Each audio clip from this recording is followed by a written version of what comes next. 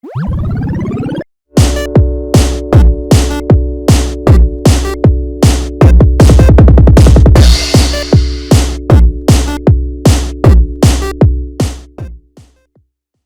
everyone. Welcome back to another episode of The Jug Show. So, today we are talking about Storm Issue 6. This one was an interesting one.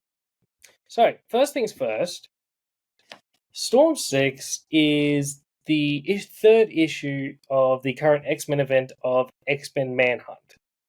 I've read the Uncanny X-Men's one. I had a more or less a quick glance at Nick's. As already expressed, I'm not exactly a fan of the book. And from what I saw in Nick's, I wasn't exactly a fan of what they did in that book either. With the Krakoan seed that Doom stole at the end of the Krakoan era going to Mojo, I got to admit, I wasn't exactly pleased with that. Given the fact that Doom, a very powerful, very interesting and compelling character, having that kind of power, having that kind of connection to Krakoa itself, compared to a more... Honestly, I don't find Mojo as interesting.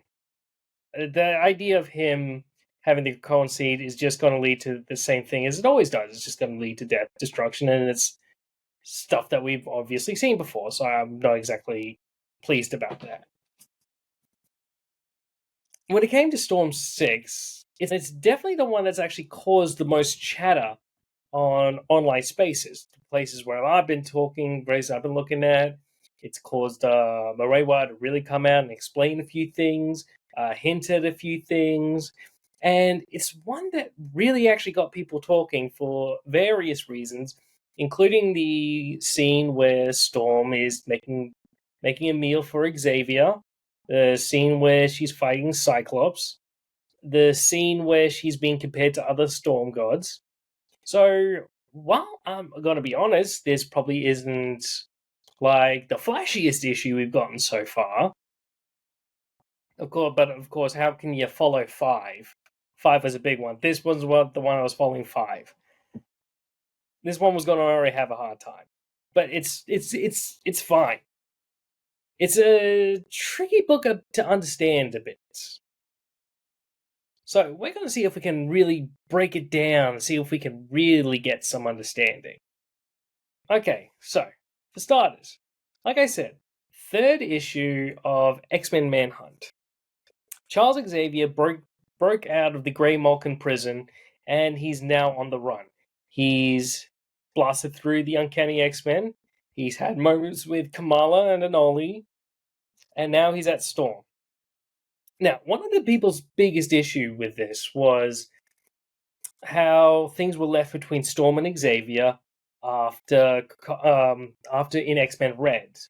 I forget the direct issue, but let's face it, we all know it.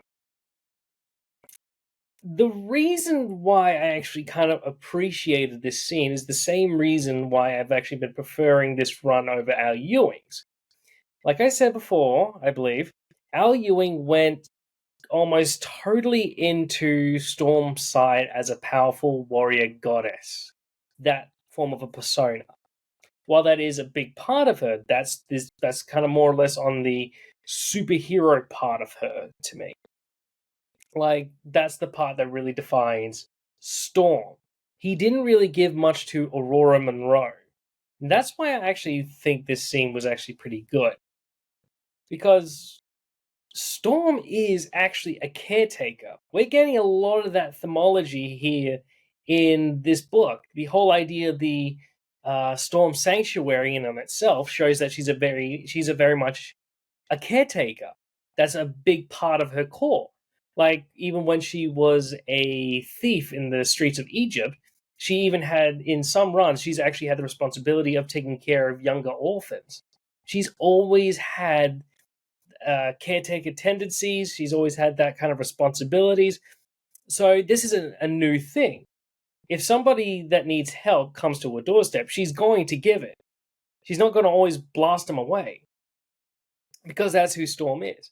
I get why people like that scene in Red, But the thing is that we really should remember about that particular scene is that at that time in Krakoa, writers were definitely throwing everything on Charles. With Krakoa at the start, it seemed like all the X-Men were going to have some grey tendencies, save a few. But then we got to this point in time where these books were coming out, we're getting closer and closer to the ending, and suddenly we're putting all the blame that the Krakoans were going through onto Charles himself. We felt like they were trying to alleviate some of the blame that could go onto some of the other mutants. So part of me felt like Ewing was trying to get on the clout by just taking a shot at Charles. Like, I feel like there could have been other ways he could have done that scene that could have also been a little bit more respectful of the two characters. So, it's not actually out of character for Storm to take in Charles, even with that scene in red. Even if she was going to express anger, she's not going to turn away somebody who's on their last legs, who's homeless, who's hungry, even if it is Charles. She can't, it's not in her nature. She can't do it.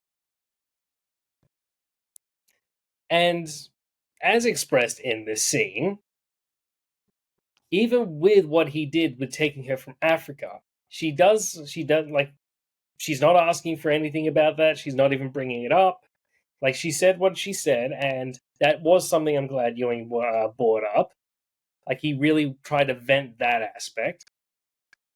So, but he was also bringing up the fact that bringing her into the X-Men did actually add on to who she was. It gave her a lot of experiences. That's something I don't think Ewing also either considered, or it's just something he didn't want to talk about. Because the fact is, even if Charles never went to Storm, she wouldn't have had a lot of experiences. She wouldn't have met so many of the people she knows today. So, on some level, she's thankful. It's a very grey subject. Because, sure, he comes to her and says, "You're not the goddess you think you are, you're just a mutant." And she has to bite back about it because she is the actual goddess. But, like with any bad thing you could go through in life, it could lead to something good. And so, do you really have to hate that bad moment in your life? That's a big question. That's something you actually got to consider. So that's why that scene kind of makes a little bit of sense to me. But of course, then we have the scene where he ruins it with the whole, he wants to raise the dead one more time. I've expressed my disdain, no, not disdain, just how the resurrection protocols were treated. So I don't know what he's got planning here, because what he's actually trying to do, what we know he's trying to do, is get back to Xandra. So it's possible that Xandra is dead and he wants to bring her back to life. Or maybe I don't know. I don't think Xandra is dead. The last communication we had showed that she was captured in Uncanny X-Men, but we haven't seen what happened after she was taken in by the let's see, a revolutionary army, essentially. So we don't know who he's talking about when he says he wants to raise the dead again.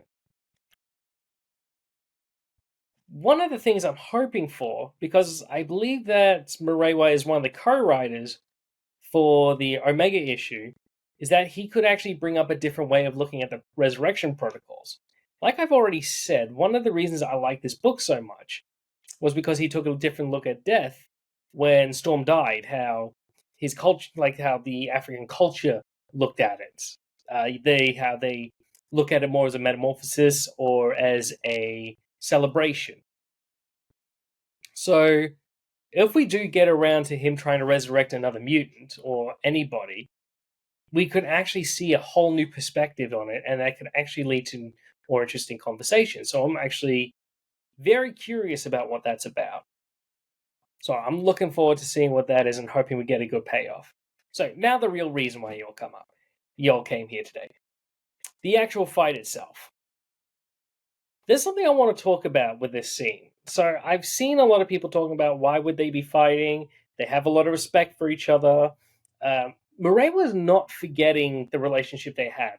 These two are very close, and they even recognize the fact they're very close, with Storm calling Cyclops her brother.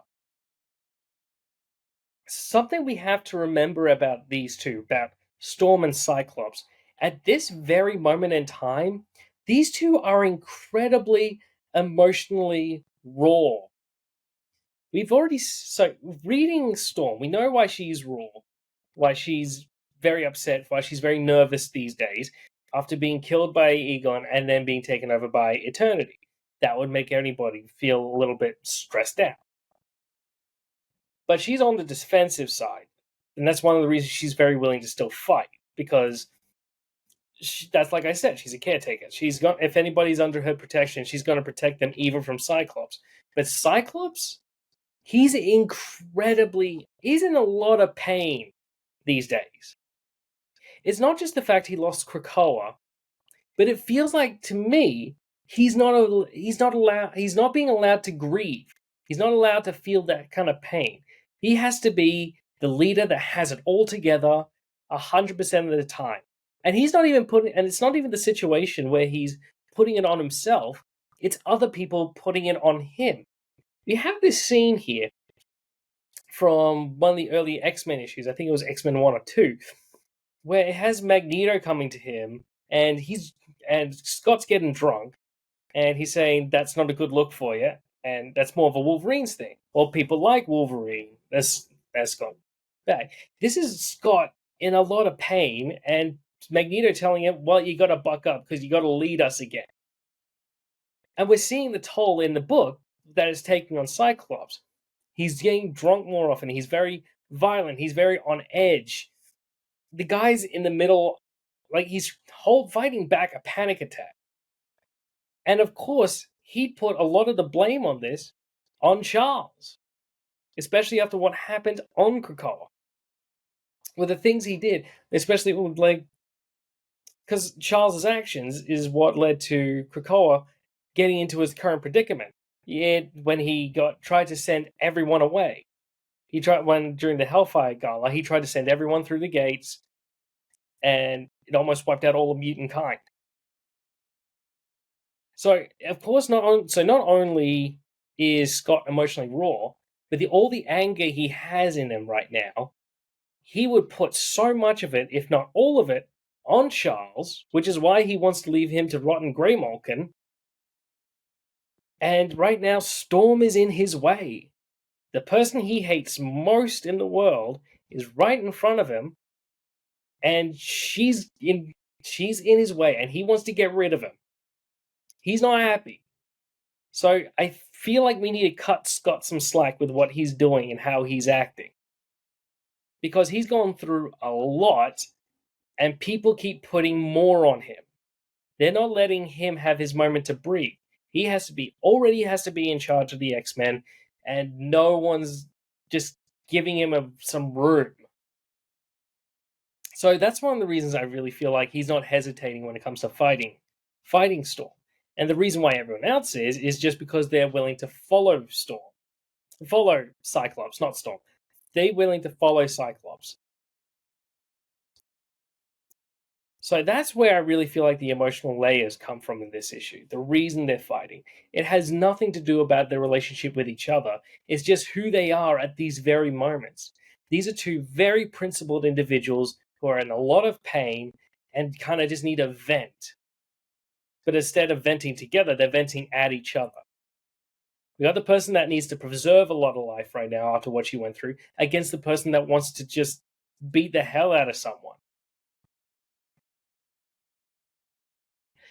So following that, we then get the next moment with the Eternal Storm, which I think is probably going to lead to a lot of distress for Storm. We're going to find out next week as the issues continue. I can't remember exactly which book it's going to continue. Just give me a sec.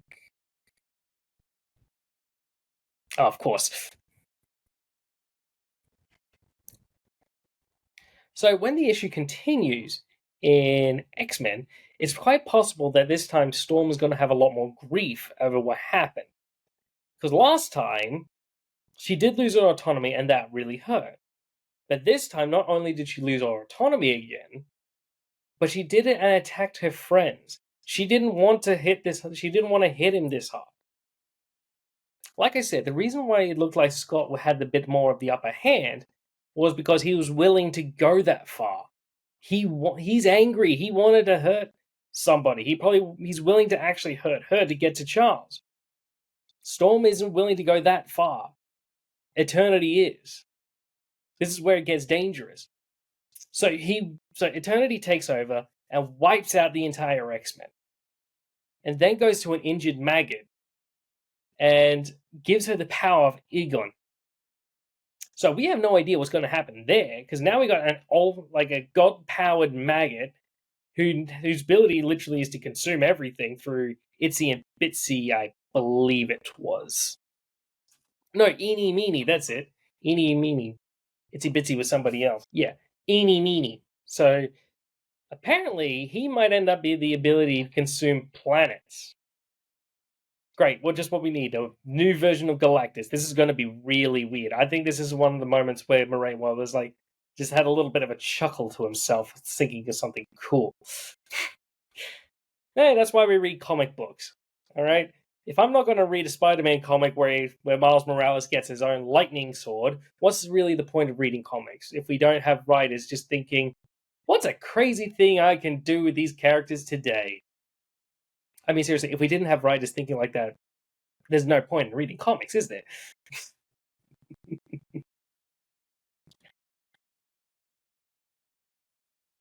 So we see Storm pretty much take out the entirety of the X-Men, including bashing in Juggernaut's brains. So this is an example as well, not just of Eternity being able to take over, but the new level of power that he grants Storm. And this might actually even scare her.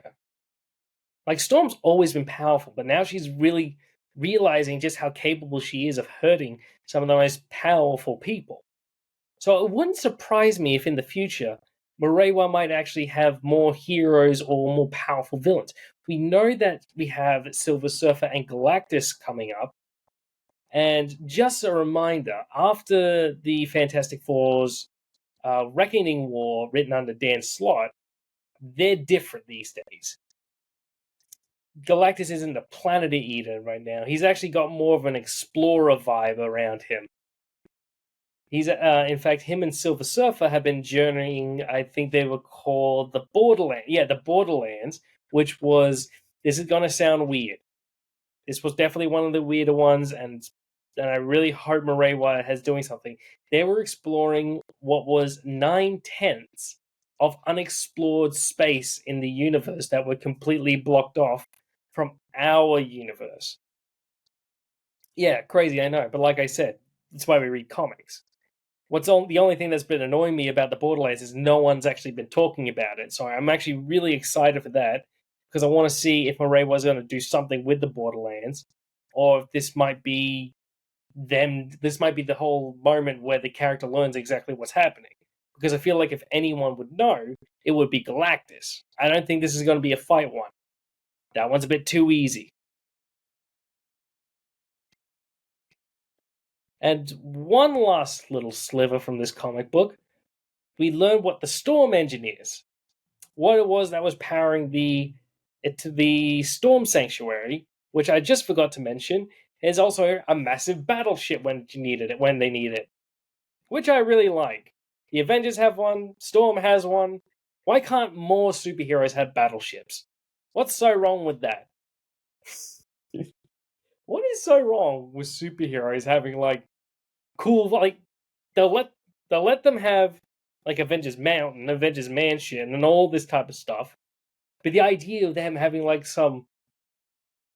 tank or a battleship or anything that's like a giant weaponized fortress for Earth's defense. Yes, I know what it sounds like when you say it out loud, but she makes it look good. So anyway, the Storm Engine is actually a bit of a twist, given the fact that this was actually the alien creature that Storm found in issue 1 that was part of the cause of the nuclear meltdown.